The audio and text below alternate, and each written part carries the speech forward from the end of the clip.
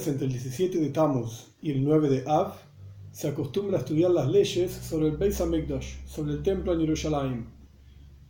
En la práctica tuvimos dos templos. El primer Beis Hamikdash, el primer templo, duró 410 años y nuestros sabios cuentan que fue destruido porque la gente no respetaba a la Torá.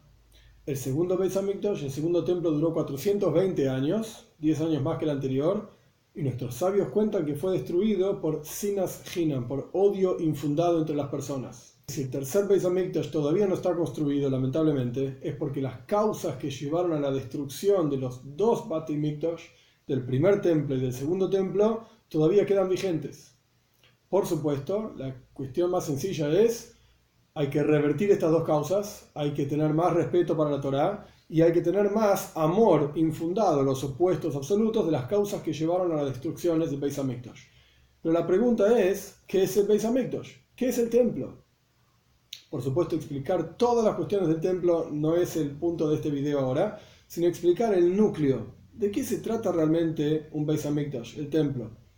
Y aquí llegamos a una discusión entre Maimónides, el Rambam, y Nachmanides, Ramban. Ambos vivieron en España, alrededor de 100 años de diferencia entre uno y el otro.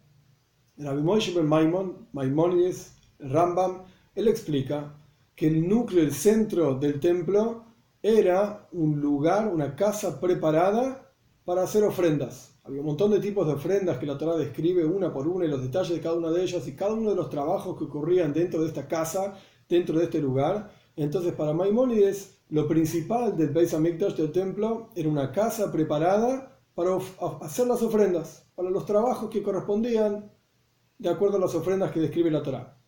Para Nachmanides, el Ramban, Moshe ben Nachman, el centro, el núcleo del templo era la presencia de Dios aquí en la tierra.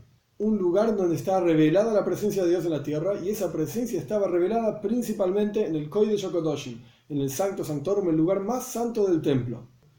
Sabemos que la Torá es eterna, la Torá es una Torá de vida, una Torá de enseñanzas para la vida. ¿Cuál es la enseñanza de esta discusión, o por lo menos una de las enseñanzas de esta discusión, entre Maimónides y Nachmanides, para nosotros, para usarlo todos los días?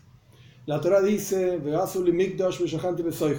hagan un templo para mí y voy a residir dentro de ellos. ¿Por qué dice un templo en singular, ellos en plural? Porque en realidad cada uno tiene que hacer de sí mismo un templo y Dios va a residir en cada uno de nosotros. Quiere decir que uno tiene que ser uno mismo, cada Yehudi es un Beis Hamikdash, es un templo.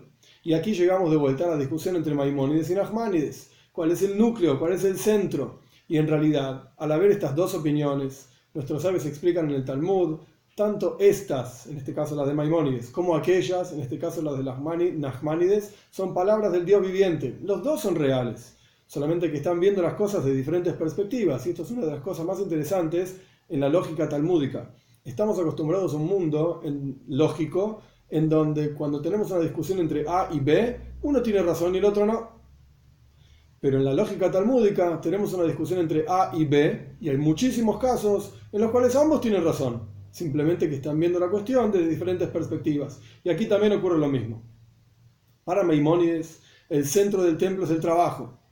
En hebreo, la avoida, todo el trabajo que ocurría dentro del templo, las ofrendas y el pan y las velas, etcétera, etcétera.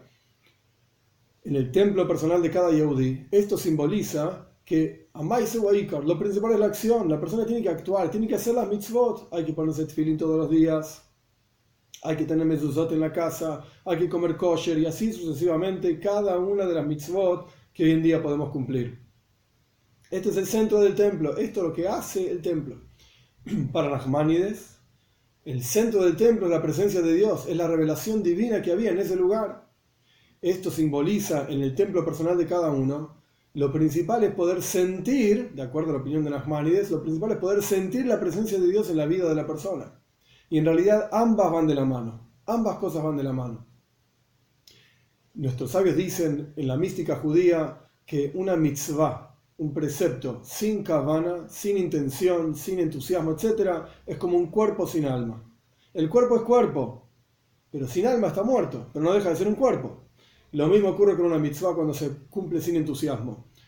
según la perspectiva de Maimónides, podríamos decir, hay que hacer la mitzvah y ya está, no importa lo que uno está pensando, no importa el entusiasmo, las ganas que uno tenga, la alegría, el amor a Dios, el temor a Dios, todo esto no importa, hay que cumplir la mitzvah. Nachmanides diría, es como un cuerpo sin alma.